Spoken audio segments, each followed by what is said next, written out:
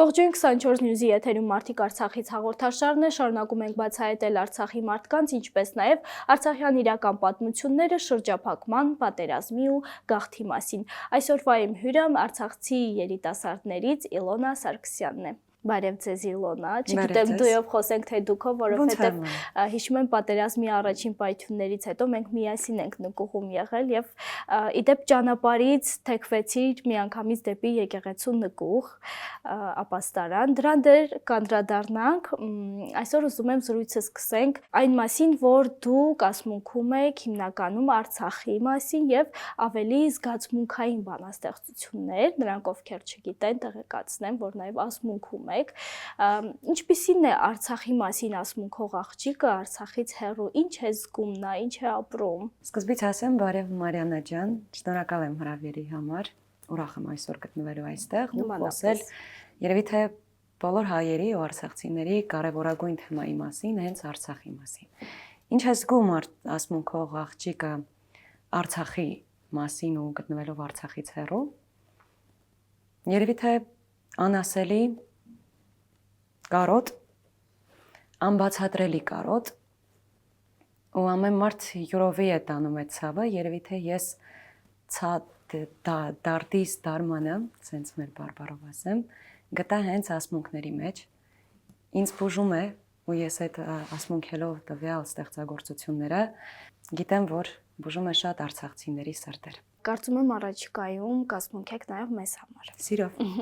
Շրջափակման օրերին բազմաթիվ դժվարությունների եք բախվել, այդ օրերին ձեր ընտանիքում ծնվեց Մոնթեն։ Պատահականություն է Մոնթեի անվան ընտրությունը, առհասարակ ինչ բերեց իր հետ Մոնթեն, հաշվի առնելով, որ ամենածանր շրջանում է նա ծնվել։ Մոնթեի անվան ընտրությունը պատահական չէր, ինչպես մեր ընտանիքի, այնպես էլ շատ արցախյան ընտանիքների համար այդ դժվարին օրերին լույսը երազանքի նման, կարևորագույն երազանքի նման ինչ-որ բան էր, ու մեր ընտանիքին եւս պակասում էր այդ լույսը, ու շատ անուններ քննարկվեցին, տարբեր հնչեցվեցին, թե ինչպես անվանակոչենք մեր նորածին բալիկին, որը պետք է ծնվի, այդ անունների կողքին հնչեցվեց Մոնթե անունը, ու միանշանակ քննարկման ենթակա չէր, մենք հասկացանք, որ մեզ պետք է Մոնթեն, մեզ պետք է նորից վերածնվելու, ուժ գտնելու ու այս ամեն ինչը հաղթահարելու համար։ Ձեր հարսիկը հղիության շրջանում ինչ դժվարությունների էր բախվում, կար մի բան, որ ցանկանում էր դուք չէիք կարողանում գտնել կամ իդեպ քեզ հիշում եմ ծննդատան պատուհանիկի մոտ կանգնած սպասում էիր Լիլիային ինչ-որ բան փոխանցես կամ երևի ինչ-որ լուրի։ Մի փոքր կմանրանամ, բայց պատմությունը պատմեմ։ Լիլիան հղիության լուրը մեզ հայտնեց հենց երբ բլոկադան սկսվեց դեկտեմբերի 13-ին, ես այսօրվա նման հիշում եմ, ու ասեց, որ հղի եմ, ու այդ անկեղծ մի մեծ ուրախություն էր մեր ընտանիքի համար, բայց նաև այդ ուրախության հետ մեկտեղ զետեղվեց չի ասի տխրություն, բայց դժվարության պատկերացումը, որ ոնց է լինելու առհասարակ։ Ու դժվարությունները շատ կային, անգամ ես հիշում եմ մի հատ շոկոլադի համար ես գնացել եմ իմ ընկերուհուտուն, որ ապրում էր Կրկժանում, Կրկժան թաղամասում, իսկ ես ապրում էի բավականին ավելի ներքև թաղամասերում, բայց ես պետք է գնայի այդ շոկոլադի հետևից, որովհետև Լիլիան արդեն, այդ որ ասում եմ, երևի 6-րդ ամիսն է շրջափակման, ու տենց հա դժվարություններ շատ կային, ու ամեն ինչ որ ինչը կար, փորձում էինք, որ այդ ամենից օգտվի Լիլիան, նոր մենք, որովհետև կնոջ համար լավ սնվել է այդ հատկապես կարևորագույն պահերին, շատ ավելի կարևոր էր, քան յուրաքանչյուրիս։ Այնուամենայնիվ հույս կար, որ Մոնթեն ու Արցախի շատ ու շատ բալիկներ, ովքեր ծնվեցին հենց շրջափակման շրջանում, իրենց հետ խաղաղություն կբերեն։ Ես վստահ եմ, ձեր ընտանիքում նույնը Արսենը բերեց։ Ու այդ օրերին երևի թե յուրաքանչյուր արցախցու ծնունդը շատ կարևոր էր, որովհետև Արցախում, Արցախի հողում շատ հայ զինվորներ, մարտիկներ նահատակվեցին, իրենց կյանքը տվեցին Արցախի հողի համար, որպեսզի Արցախի հողում ծնվեն փոքրիկ արցախցիներ։ Ու հենց այդ փոքրիկ արցախցիները իդեմոս Մոնթեի, Արսենի ու շատ ուրիշ տարբեր բալիկների շատ կարևոր էին մեր համար։ Ինչպես սկսվեց սեպտեմբերի 19-ի պատերազմը ձեզ համար։ Ինչպես սկսվեց պատերազմը։ Մենք հերթափոխով էինք գնում աշխատանքի, ես աշխատում էի ջրային կոմիտեի կադրերի բաժնում ու այդ օրը իմ օրն էր ու չգիտես ինչի ես առավոտվանից շատ ալարում էի, որ պատկերացնում էի, որ այսօր իմ օրն է։ Բայց դե իմ բաժնի պետը որ ոտքով պիտի աշխատանքի հասնեի։ Այո, բայց իմ բաժնի պետը հիմա կնշեմ շատ լավ անձնավորություններ Տիկին Ցողիկը, չգիտեմ կնայի թե չէ այս եթերը, բայց ես նրան բարևում եմ Տիկին Ցողիկին։ Ես գիտեի, որ անհույս ազանգեմ, իրանից խնդրվեմ, պետք է պարտադիր գնամ աշխատանքի, որովհետև մեր մոտ չկար չգալու օրենքը, անգամ 1 րոպե ուշանալու օրենքը չկար։ Ու ես գնացի աշխատանքի, մայրիկս 12-ի կողմերը զանգեց, ասելով, բա լուրեր են տարածվել, որ կրակում են Լեռնային Ղարաբաղի ուղղությամբ տարբեր երկայնքներով ես ասացի, որ այդ բնավ իրականության հետ կապ չունի, որովհետև եթե լիներ, ես աշխատավայրում կլսեի ամեն դեպքում ու ես ինքս ոչ թե մայրիկին էի հույս տալիս, այլ ես հավատում էի դրան ու ժամը 1-ի կողմերը մեկը չկար, մի քիչ շուտ դուրս եկանք աշխատավայրից, ես գնացի ճանապարհվում էի տուն ու ես գնացի իմ ամենասիրելի վայրը գնում էի նոր գնայի տուն, իսկ իմ ամենասիրելի վայրը այդ եկեղեցու բակն էր, հենց եկեղեցին էր։ Արդեն հասնելուն պես առաջին կրակոցները լսեցի։ Ու այդ պահին խոճապահար գոռգոռոցներ կային, որ շուտ մտեք ապաստարաններ։ Ու դե առաջին ապաստարանը իմ համար հենց եկեղեցու ապաստարանն էր։ Մտա, բայց այն որ չուզենաս հավատաս իրականությանը, որ հա, սկսվեց, որ sense ինչ որ բթացած անգիտակից պատկերացում մարդու մեջ, ոնց կարա պատերազմ սկսի, ու այդ պահը շատ խոճապահար էր, որովհետև մարդիկն են ժամային սկսել, որ մարդիկ ոչ մի ձև կապ չունեին իրենց հարազատների հետ, մեկը իմ համար էր խոճապահար, որովհետև չգիտեի հիմա տան անդամները որտեղ են, ու առավելա եւս մեր բալիկը հիմա որտեղ է, ու հենց այդ խոճապի մեջ իջանք նկուղ, իդեպ իմ նկուղի ընկերը այդ դժվարին պահին հենց դու էիր, Մարիանա, քո ընտանիքի, սկեսուր մայրիկի ամուսնու հետ միասին ու Արսենի հետ միասին հիշում եմ։ Ու այն որ շատ դժվար պահեր էին։ Ես հիշում եմ, որ չէիր համբերում եւ անընդհատ ասում էիր, որ տուն ես ուզում գնալ ու հենց այդ արկերի ձայների, պայթյունների ձայների տակ գնացիր ձեր տուն եւ շատ երկար ժամանակ մենք կապի դուրս գալ չենք կարողանում իրար հետ, որ գոնե իմանանք հասել ես վերջ-վերջո քո ընտանիքին, թե ոչ, հասար ընտանիքիդ։ Հասա ընտանիքիս, ես էլ սովորություն ունեի երկարաճիտ կոշիկներով գնայի աշխատանքի, դե կլասիկ ոճի մեջ էի, ու ես հիշում եմ, որ դրանով վազելը տուն մի քիչ դժվար էր, որովհետև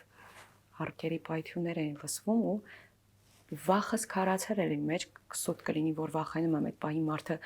այդ ամեն ինչի մեջ չի հասկանում ինչ ասում։ Ես իմ կոշիկները հանեցի, ու այդ իմ կյանքի երևի պարադոքսալ իրականությունն էր, որ ես սկսեցի ոտաբոբիկ վազել տուն։ Չէ, վախ չէր, բայց մարդկային ինչ-որ զգացողություններ, որ հասնեմ ընտանիքիս, միգուցե չտեսնեմ ընտանիքս կամ ես չգիտեմ, մի հատ ուրիշ պատկերացում էր։ Ես հասա տուն, բայց եթե խոսենք ինչպես էր, ես հիշում եմ, որ մենք եկեղեցու բակում պուլպուլակ կար, կրակում էին ու մենք այնտեղից ջուր էինք խմում այդ կրակոցների ժամանակ, դրա համար եմ ասում արցախցին երևի թե կամ շատ ուժեղ է, ցավը ոչ թե չի զգում, ցավը առավել քան շատ-շատերը գիտի, բայց կարողանում է դիմանալ այդ ցավին։ Գուցե բթացրել ենք մեզ մեր մեջ ներքուստ այդ էմոցիոնալ ֆոնը եւ փորձում ենք դիմակայել դժվարություններին եւ նամանավանդ պատերազմներից հետո էլ ավելի ձևացնում ենք, որ ուժեղ ենք, իրականում վստահ եմ, որ բոլորս էլ երեկոյան ժամերին նամանավանդ մտքով տուն ենք դառնում։ Ամեն դեպքում սեպտեմբերի 19-ից հետո էլ ավելի ծանր շրջան եկավ, հայտարարեցին կամ երևի թե չհայտարարեցին էլ, որ լքենք մեր տները։ Ինչ եղավ, ինչպես պատրաստվեցիք դուրս գալ Արցախից, ինչպիսին էր վերջին գիշերը ձեր տանը։ Այդ այն շրջանն է, որ չես ուզում ես վերհիշես, բայց չես հասկանում, թե ինչպես կատարվեց այդ ամենը։ Ոչ թե չես հիշում, այլ չգիտես, թե ոնց եկար այդ եզրահանգմանը, որ անվերադարձ դուրս ես գալիս քո հայրենիքից, թողնելով քո տունը, որովհետև յուրաքանչյուրիս կյանքում հայրենիք ասված է այդ մեր կենսագրությունն է, մեր ապրած օրերն է, մեր ապրած կյանքն է, ու մեր ով լինելն է։ Ու դու մեկ գիշերում պետք է հավաքես քո ամբողջ ապրած կյանքը մեկ ճամպրուկում ու քո հետ տանես։ Ու այդ պատկերացումից ես ուզում եի հիշել իմ բակի ամեն մի քարը, իմ քաղաքի ամեն մի ծառը, ու ինչպես դու նշեցիր, չհայտարարվեց, թե դուրս եկեք ու մարդիկ են, որ խելագարված ամբողջ ասվածը հենց արցախցիների մասին էր։ Ոչ մեկ չգիտեր, թե ինչ է կատարվում։ Մենք ինչպես իմացանք, որ դուրս են գալիս, քանի որ իմ հորաքույրը Մարտակերտից է։ Մի պահ պրոստը մենք տանը արդեն նստած, լույս չկար մեր տանը, իրենք մտան տուն ասելով, որ Մարտակերտը տեղահանվել է ամբողջովին ու պատրաստվում են գնալ դեպի Երևան։ Հետո արդեն բնականաբար կլինի Ստեփանակերտ ու Արցախի մյուս տարածքները։ Ու տենց հասկացանք, որ անդառնալի իրականության մեջ ենք ապրում, սարսափելի իրականության մեջ ենք ապրում, ու այս այն օրերն է, որ ամբողջ կյանքում փորձելու ես մոռանաս, բայց երբևիցե չես մոռանալու այդ օրերը։ Ու ես նստեցի մեր տան պատշգամբին ու անկեղծ հենց դեմս մեր խաղահրապարակն էր, որտեղ անցել է իմ ամբողջ կյանքը։ Ու ես վերադառնում էի իմ ապրած օրերը, իմ ապրած տարիները ու սպասում էի, որ առավոտվա ժամը գա ու ես դուրս գամ նաև վերջին անգամ տեսնելու իմ քաղաքը։ Երևի թե այդպես։ Ինչպիսին էր քաղաքը, արդեն ավիրված, արդեն փողոցներում ամբողջ էր եւ շփոթված մարդիկ էին, թե դեռ անկոտրուն ժողովուրդ, անկոտրուն, բայց կոտարված ժողովուրդ էր քաղաքում։ Ու ես գնացի աշխատավայրից իմ իրերս հավաքեցի ու իջա դեպի հրապարակ։ Այն հրապարակը, որը յուրաքանչյուր արցախցի երիտասարդի համար ժամանցային միևնույն ժամանակ ապրեցնող վայր էր, որտեղ անցավ իմ երիտասարդությունը, իմ պատանեկության տարիները, որտեղ անցավ քոնը, որտեղ շատ-շատերինը, ու երևի թե ես չէի ուզենա տեսնել այդ հրապարակը այդ վիճակում, տեղահանված ժողովուրդ, կոտարված ժողովուրդ ու իրենց տեղը չիմացող չգտնող ժողովուրդ։ Ես իջա, ոնց որ մենք մեր բարբառով ենք ասում Թայզա պարկը, ազատամարտիկների պուրակի պարկը, նստեցի այնտեղ, աչ էի նայում, դրախտ էր, անկեղծ, ձախ էի նայում, դրախտ էր։ Ու մտածում էի, ինչ է կատարվում, անկեղծ մտածում, ես էլի չէի գիտակցում, թե ինչ է կատարվում, մթագնել էի պահի տակ, ու նստել եմ, նայում էի զոհված տղաների նկարներին, թե ոնց էին պոկում պլակատները։ Ու ես երբևիցե չէի պատկերացնում Արցախի հայաթափումը, ու ես ամեն քայլով տեսա Արցախի հայաթափումը։ Պատմական ինչ-որ անդառնալի կորուստը մենք մեր աչքերով ֆիքսեցինք, որը հիմա յուրաքանչյուրիս, չգիտեմ, մտքի մեջ է։ Սարսափելի իրականություն է, ինչպես հասակ Հակարի անցակետ փոքրիկ բալիկի հետ։ Ինչպես հասանք Հակարի անցակետ։ Օրեր, որոնք թվում էին արդեն իսկ տարիներ, որոնք չէին անցնում, անկեղծ չէին անցնում։ Դու ուզում ես քնես, զարթնես, մի քիչ գոնե առաջ գնացած լինես, բայց քնում զարթնում ես, նույն տեղում կանգնած ես։ Ինչպես անցանք։ Փոքր բալիկը, ես ասում եմ, ավելի դժվար կլիներ այն մարդկանց, որոնց երեխեքը արդեն հատել են 2-3-ից շեմը տարիքային, որովհետև հիմա եթե Մոնթեն լիներ 2-3 տարեկան ու ինքը 3-4 օր ստիպված լիներ մեքենայում անցնել մինչև Հակարի կամուրջ, այդ ինչ որ սարսափելի իրավիճակ կստեղծվեր, որովհետև այդ տարիքի երեխաները պարզապես չեն նստում տանը, ինչ մնաց մեքենային նստեին, իսկ մենք Հակարի կամուրջը, քանի որ Մոնթեն 2.5 ամսական էր, չէ, կներեք, 2.5 ամսական չէր, 1 ամսական էր։ Հա, մենք բավականին մի քիչ լացում էր, եթե եմ հիշում։ Ու ինչ որ գիտեք ինչ զգացում էր։ Գիտես ինչ զգացում էր Մարիաննա։ Ինչ որ անօգնական վիճակի, որ ուզում ես օգնես, ուզում ես բղավես, ուզում ես պահանջես, բայց նախ քեզնից։ Այսինքն ինչ եմ արել ես իմ հայրենիքի համար, որ հիմա այս կետին եմ հասել, որ ստիպված լքում եմ իմ հայրենիքը։ Ինչ որ sense, ասում եմ, պարադոքսալ իրականության մեջ։ Շուտով մայիսի 9-ն է լինելու եւ Արցախում այն նշում ենք որպես եռատոն։ Հիշում եմ այդ օրը առավոտյան պարտադիր եղբայրական գերեզմանատուն էինք այցելում, հետո պարտադիր հրապարակում համերգեր, Ստեփանակերտի վերածննդի հրապարակում։ Դու կհիշես այդ օրերը։ Միանշանակ։ Սեպտեմբերի 2-ը, մայիսի 9-ը ու առհասարակ բոլոր օրերը Արցախում տոն էին, որովհետև Արցախը ինքնին տոն էր։ Այդ յուրաքանչյուր հայ, ով որ եղել է մի անգամ Արցախում, կփաստի, ու առավել եւս կփաստեն Արցախում ապրած արցախահայերը, որ Արցախը ինքնին տոն էր։ Ու մայիսի 9-ը հաղթանակի անբացատրելի փառահեղ օր էր։ Ու քանի որ մենք ապրում ենք հենց եղբայրական գերեզմանոցի վերևի թաղամասում, ասենց ասեմ, հանրապետական հիվանդանոցի կողքը Շուշվա ուղլում, մենք թե տխուր օրերին, թե ուրախ օրերին մեր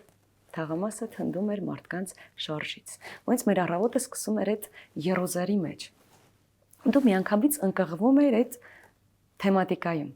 Ու մայիսին այդ շատ երջանիկ օրեր էին, որոնք ապրել ենք Արցախում, այդ մեր նախնիների կերտած հաղթանակն էր, որը ապրում էր մեր մեջ, որ ուժ էր տալիս մեջ, մեզ, որ երևի թե Արցախահայերը ու հայերը առհասարակ չեն պարտվելու, որովհետև մենք մայիսին ենք, չէ՞ կերտել։ Մենք հաղթանակ ունենք, Շուշին մերն է, ու այդ ուժը մեզ է փոխանցվել, ու երբևիցե չենք մտածել, որ մայիսի 9-ը կդառնա ինչ-որ ցավոտ օր, որովհետև ինքը տարիներով եղել է հաղթանակի օր։ Ու այդ չգիտեմ, ես միշտ անգամ ասում էի, այդ նենց որ ասում եմ Երանի են մարդկանց, ովքեր ծնվել են մայիսի 9-ին։ Քառատոներ իրենց համար։ Իրենց համար այդ շատ երանելի օր էր, կրկնակի։ Իհարկե 1000 Երանի եւ ինչ ես կարծում այդ հաղթանակներից մենք էլի կունենանք թե արդեն անցել ենք այն ընկճված հոգեվիճակին ենք հասել եւ սուտ կլինի եթե ասեմ ես լիովին լիակատար հավատում եմ ինչ որ հրաշքի կամ մոդելավորում եմ, պատկերացնում եմ այդ հրաշքը ու կապում եմ ինչ որ մի հատ հրաշագործի հետ կամ չարագործի հետ։ Չէ։ Ես հավատում եմ Աստծո զորությանը, Աստծո ուժին ու մեր անկոտրուն ոգուն։ Յուրաքանչյուրիս մեջ սրտի երևի թե 70%-ային հարաբերակցությամբ 70 չէ, 99.9% կոտրված է ու բաժանված է հազարավոր մասերի։ Բայց կա մի տոկոսը, որը ինձ ասում է, որ մի օր Արցախում կծնվեն արցախցի բալիկներ, կտոնվի նորից հաղթանակի օր ու Արցախը մի օր կղողանջի արցախյան զրնգուն բարերով, երգերով ու արցախցու անկոտրում ոգով։ Գուցե ասում քեզ։ Գուցե ասում քեմ։ Բարբարով թե գրական։ Ինչպես հարմար կգտնես եւ սիրով իհարկե նամանավանդ եթե Արցախի մասին լինի կամ մեր անցյալի, մեր կարոտի, մեր բարբարով սկսեմ։ Սիրով։ Դեդո, դեզա վերմինոր, մտ սարերում հերավոր, համ տոնել էլ մոս համբաղ, անուններ Ղարաբաղ։ Դեդոն աշկերը լծված, պապիրոսը նիկծրած, երդ թյուրացավ ու նստից։ Խուխեն եշից, ու սկսից։ Դույզա բալա, մզմին օր տոնել էլ հերավոր, սրտել էլ վիրավոր, ամեն քարը դարավոր պատմում ար մի պատմություն, կյանք ընդեղ ուրախություն, քեփար մարդու մարդկության, դերմանար հիվանդության, ամեն քաղաք, ամեն շեն, ամեն տոնել քարաշեն պես հարպահում, տորն ու սրտ բուժում հոգու, ամեն շերտ, կերունքի ներթածը մռն, վղն ենքան ար բարեբեր, ամեն տղան բեր կարտամ, մարդու սրտեն ցավ արտամ, թամտած ար վերմինոր կուկուր ցնար, մի կտոր այդ սուրբ վղան մեր նշխար, ասոտար հեչար սաղ աշխար, հետրուտ կարնդաղ մարտակերտ, մին աշխարել Ստեփանակերտ, մարտուն ինկերես կերան հու խոմում ար մեր ջիրան, օրիշ ջուրել ոզում չար, օրիշ տղել կարում չար օրաներ պատկերացնե, տոնտինի ու շենացնե, թորնը երկացավ բյուրտան, դետո,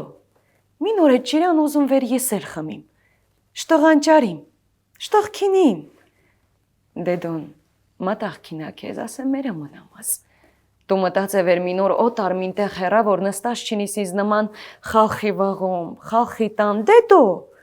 խոսքում տամ ես քեզ, օրոկելովա դետոս, ես նատու յուրուրն է հետ, քիննականնք մե հետ, թորնը քեց հավտոնը հոր, դեդոն սրտը վիրա, որ մնաց նստած աշկթած, ես շումար արևելքին, տղուն խոսքն արկյամ մտքին, հունց հարտարիններ առաջ, երկասում լալա հարաչ, պապա, մինոր ես նատու, մուշ ու սասուն եմ քինական, ժողովուրդ, մինոր էլ մունք, մեր տոնն եմ քինական, ու մեր տանը հորովել ենք կնչիրական։ Երանի եւ Երանի դու ասմունքում ես, ես մտքով վերադառնում եմ այն օրերը, երբ որ դեդոյի հետ նստած քեֆ էինք անում, մանավանդ արցախյան ընտանիքներում, կարծում եմ շաբաթ կիրակի օրերը պարտադիր տանը մեծահասակներին էին նվիրվում եւ զրուցում էինք, քեֆ էինք անում, մի բաժակ թոթի արախ անպայման։ Ինչևէ, ինչ կուզենայիր ասել Արցախին, որ չես հասցրել կամ գուցե կասես, երբ որ վերադառնաս։ Արցախ ջան։ Հայ ջան։ Երանի լսեր ու ասեր։ Ես վստահ եմ, որ լսում եմ, զգում եմ։ Կամ էլ տենց եմ ուզում մտածել։ Կներես ինձ նախ ու երկրորդը երբեմն լինում է, որ մարդիկ անգամ շատ սիրելով են հեռանում։ Ու հաստատ իմացիր, որ այդ